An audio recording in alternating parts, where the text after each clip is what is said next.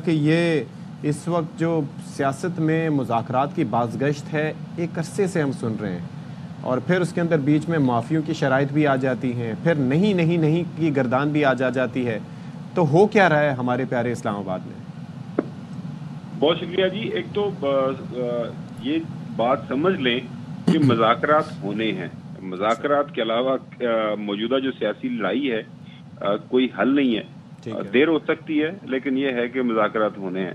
اب اگلا آپ کا سوال وہی ہے کہ کب تک ہوں گے، کیا توقعات ہم رکھ سکتے ہیں.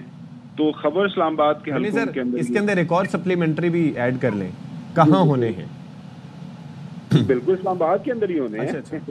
جڑواں شہر جو ہے ہمارے ہاں، ہمارے پاس جگہ کافی موجود ہے راول پنڈی اسلام آباد کے اندر.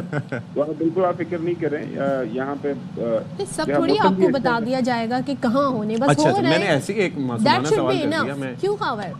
ہاں بالکل. اور یہاں پہ اسموک بھی نہیں ہے لاہور کی طرح، اور موسم ویسے بھی آج کل اچھا ہے یہاں پہ. تو وہ جگہ یہی ہوگی. اب اگلا پھر بھی آپ لوگوں کو پتہ نہیں چلتا کہ گنڈا پور صاحب کب کہاں گئے. ایگزیکٹلی، وہ پہاڑ ہے نا اصل میں، تو ظاہر ہے پہاڑوں میں تھوڑی سی جگہ ہوتی ہے بڑا چھپ سکتا ہے. Coming back to your question, دیکھیں جی مذاکرات کے علاوہ حل کوئی نہیں ہے. یہ اس بات کا احساس دونوں اطراف میں ہے، اور ظاہر ہے کیونکہ ایک عرصے سے یہ اختلاف ہے، لڑائی چل رہی ہے، تو ذرا معاملات پیچیدہ ہیں، ان کو حل کرنے کے لیے ظاہر ہے دیر لگ رہی ہے، لیکن مذاکرات ہو جائیں گے. اطلاعات کے مطابق رابطے ہو چکے ہوئے ہیں. اب اگلا جو اہم سوال آپ کا یہ ہونا چاہیے کہ کیا یہ اس سے کوئی نتیجہ نکلے گا کہ نہیں. نہیں، سوال اصل یہ ہونا چاہیے، سوال کی جو فریزنگ ہے بڑا میٹر کرتی ہے. جو فیصلے ہوں گے ان پارلیمانی کمیٹیوں میں، یا جو مذاکراتی ٹیم جو ڈیسائیڈ کرے گی، اس پہ عمل درآمد کون کرائے گا اور کیسے؟ بٹن کس کے پاس ہوگا؟ دیکھیں یہ بات آپ مان لیں، کل بھی ہم نے سنا رانا ثناء اللہ صاحب کو، اور ایک دن پہلے بھی وہ ایک ٹیلی ویژن پروگرام کے اندر بات کر رہے تھے کہ مذاکرات سے پہلے اور مذاکرات کے بعد جب تک ہمارے قائد نواز شریف صاحب اس کے اوپر اپنی انڈورسمنٹ نہیں دیں گے، بات آگے نہیں بڑھے گی، تو وہ آن بورڈ ہوں گے. اسی طرح انہوں نے یہ بھی کہا، یہ میں نہیں کہہ رہا، رانا ثناء اللہ صاحب کہہ رہے ہیں، اور نہ ہی کو پاکستان تحریک انصاف کا لیڈر کہہ رہا ہے کہ جی بغیر بانی پی ٹی آئی کی مرضی کے کوئی بات آگے نہیں بڑھ سکتی. تو یہ بات طے ہے. Same goes for Pakistan Peoples Party کہ اگر پاکستان پیپلز پارٹی کو آن بورڈ ہونا ہے یا جے یو آئی ایف کو ہونا ہے، تو ادھر سے بلاول بھٹو زرداری صاحب اور ادھر مولانا صاحب، تو ظاہر ہے پارٹی قیادت کو آن بورڈ ہونا پڑے گا. جو ایک اچھی بات ایکسپیکٹڈ ہے وہ یہ ہے کہ یہ جو تمام جو اپوزیشن کے لیڈران ہیں ان کے ساتھ ایک ملاقات متوقع ہے. ہوپ فلی شاید وہ چلے جائیں، اڈیالہ جانے کا ان کا پلان بن رہا ہے. تو اگر وہ ملاقات ہو جاتی ہے تو ایک مینڈیٹ ان کے پاس بھی آ جائے گا، بڑے لیڈران ہیں. سو اچھے کی امید ہمیں رکھنی چاہیے، کیونکہ اس کے علاوہ کوئی حل لیکن خاور صاحب مجھے یہ بتائیے گا کہ اچھے کی امید تو رکھنی چاہیے، لیکن ایک بانی P T I trust deficits بھی رکھتے ہیں ٹورڈز ہز لیڈرشپ، جو کہ باہر ہے، اور اس بارے میں برملا اظہار بھی ہمیں سننے میں آتا ہے جب کورٹ رپورٹرز وہاں پر جاتے ہیں یا کوئی اس طرح کی پروسیڈنگز ہوتی ہیں، اس دوران گفتگو ہوتی ہے، تو پھر اس میں مینڈیٹ دینے میں بھی یہ چیز رکاوٹ آتی ہوگی. دوسری جانب آپ یہ کہہ رہے ہیں کہ کل میں اور صدف یہ ڈسکس کر رہے تھے کہ خرم دستگیر جیسے سینئر جو لیڈر ہیں نون لیگ کے، ان تک کو میاں نواز شریف صاحب سے ملنے کا وقت نہیں ملتا، یعنی کہ ڈسٹینس یہاں پر لیڈرشپ کا جو باہر بھی ہیں ان کا آپس میں اتنا ہے. تو یہ چیزیں بھی کچھ آڑے آتی ہیں، رکاوٹ بنتی ہے. یہ بھی دیکھیں جی، اب دو مختلف سوال آپ نے کیے. ایک تو باہر نواز شریف صاحب موجود ہیں، ان کا دل کرے کسی سے ملنا انہوں نے نہیں ملنا، لیکن دوسری طرف محترم جو ہیں بانی پی ٹی آئی وہ جیل کے اندر موجود ہیں، تو ان کے پاس جو ایکسیس ہے وہ لمیٹڈ ہے. ظاہر ہے جیل اتھارٹیز نے رولز کے مطابق جتنے لوگوں کو انہوں نے الاؤ کرنا ہے وہ کرتے ہیں. بعض اوقات آپ نے دیکھا 2 دن پہلے علی امین گنڈا پور صاحب گئے وہاں پہ، کوئی 1.5-2 گھنٹے انتظار کرتے رہے جیل کے باہر، اس کے بعد واپس آنا پڑا. کیونکہ انہوں نے کہا کہ آج آپ کے لیے ملاقات کا وقت جو ہے وہ ہم نہیں نکال سکتے. سو باقی یہ دیکھیں، ایک چیز ذہن میں رکھیے گا کہ ٹرسٹ ڈیفیسٹ کی بات جب ہم کرتے ہیں کہ جی وہ ٹرسٹ ڈیفیسٹ ہے، اگر بات نہیں مانی انہوں نے، تو پھر ظاہر ہے انہوں نے جو پہلے بیان دیا ہے اور جو کورٹ رپورٹر سے بات ہوئی، انہوں نے کہا جی میں نے کمیٹی بنائی ہے اور میں نے بنائی ہے، ٹھیک ہے، اور اس میں پہلے 5 لوگ تھے، اب 7 لوگ ہو گئے.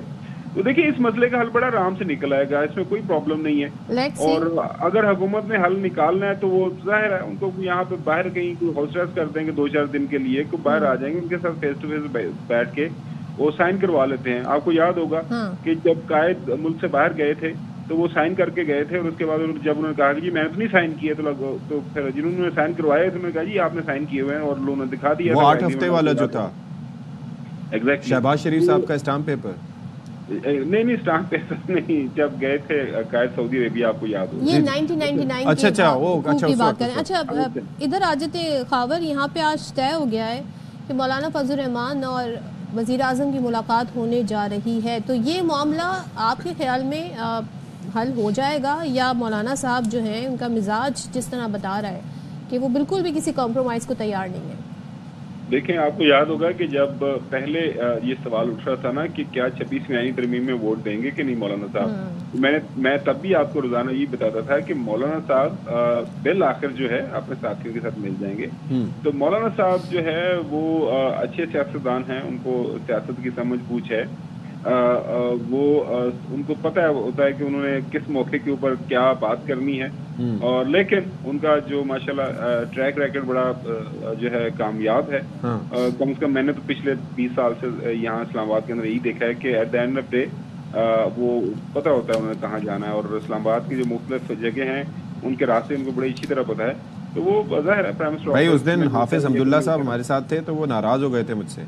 میں نے ان سے پوچھا کہ آپ اکثر جو ہے وہ ایک امپریشن ہے کہ آپ لوگ اکثر حکومت کا حصہ ہی بنتے ہیں, اور کوئی بھی ساتھ ہو, پی ٹی آئی کے ساتھ آپ کی بات چیت چل رہی تھی لیکن سب کو پتا تھا جانا وہی ہے. انہوں نے کہا ہم صرف 7 سے 8 سال جو ہیں وہ اقتدار میں رہے, تو کشمیر کمیٹی ایکسیٹرا ایکسیٹرا اس کا انہوں نے تذکرہ نہیں کیا کہ وہ کیا معاملات تھے. لیکن بہرحال یہ آپ کی سوچ ہے, آپ سمجھتے ہیں کہ ایسا ہے, تو اب حل کیا نکلے گا؟ یہ مدارس کا جو معاملہ ہے, اسپیشلی رجسٹریشن والا معاملہ جو ہے, اس کے اوپر باقی علماء کرام کیا نقطہ نظر رکھتے ہیں؟ اور میں یہ سمجھنے سے قاصر ہوں کہ یا تو وہ دونوں ایوانوں سے بل منظور نہ کرتے, پھر یہ انگلیاں بھی اٹھ رہی ہیں ٹورڈز پیپلز پارٹی کے جی صدر مملکت نے دستخط نہیں کیے, تو اصل وجہ, اصل بون آف کنٹینشن ہے کہاں اس معاملے پہ؟ دیکھیں جی, جب تو 26ویں آئینی ترمیم کا معاملہ تھا, آپ کو پتا ہے کہ اس وقت جو ہے ساری چیزیں ثانوی حیثیت اختیار کر گئی تھی. اس وقت مولانا نے کہا کہ جی میرا یہ بل ہے یہ پاس کر دوں. انہوں نے کہا جی لائیں, جتنے بل لانے ہیں آپ کو پاس کروا دیں گے, وہ جو بولیں. ہاں وہ ہو گئے, وہ انہوں نے کر دیا. ظاہر ہے اس کے بعد جب آفٹر تھاٹ آیا اور مدارس کی رجسٹریشن کا معاملہ, ستی صاحب آپ کو میں یہ بتاؤں کہ 2000 سے آن ورڈ میں نے اس کو کور کیا ہے کمپریہنسولی. جب جنرل مشرف کے زمانے میں ایک یہ پروجیکٹ چلا تھا, ایک مدرسہ بورڈ بنا تھا, بڑی میٹنگز ہوئی تھی, طے ہو گیا تھا معاملہ. اسی طرح 2019 میں ایک دفعہ پھر یہ ایکسرسائز ہوئی, سارے لوگ تھے, خوش و خرم تھے, معاملہ طے ہو گیا, جی ایجوکیشن منسٹری کے اندر ڈائریکٹریٹ بن جائے گا. وہ سارے سب نے کہا کہ بالکل زبردست کام ہو گیا. اب یہ مولانا صاحب جو سوسائٹیز ایکٹ کے تحت مانگ رہے ہیں, اس میں مزید کچھ آزادیاں چاہ رہے ہیں مدارس کی جو ہے اس کی ریگولیشن کے حوالے سے, تو وہ میرے خیال میں کو پلس مائنس کر کے معاملات ہو جائیں گے. جیسے میں نے عرض کیا نا کہ وہ معاملات طے ہو جائیں گے. یہ کوئی ایسا بڑا مسئلہ نہیں ہے, کوئی ٹائمنگ انٹرسٹنگ ہے. تو ٹائمنگ بھی کوئی زیادہ انٹرسٹنگ نہیں ہے, کم از کم مولانا صاحب کے حوالے سے. دیکھیں اب جو 26ویں آئینی ترمیم پاس ہو چکی ہوئی ہے, تو مولانا صاحب کے ساتھ معاملہ طے ہو جائیں گے. اور ویسے بھی سردی جو ہے نارتھ اس وقت پاکستان کے اندر کافی شدید ہے, تو آج کل وہ یہ protest demonstration and all that وہ موسم بھی نہیں ہے, تو وہ معاملات ہو جائیں گے. جس طرح میں نے اچھی بات ہے, وہیں تو معاملات طے ہوں جی, سرد موسم کا کوئی تو فائدہ ہو. تھینک یو سو مچ خاور گمن صاحب.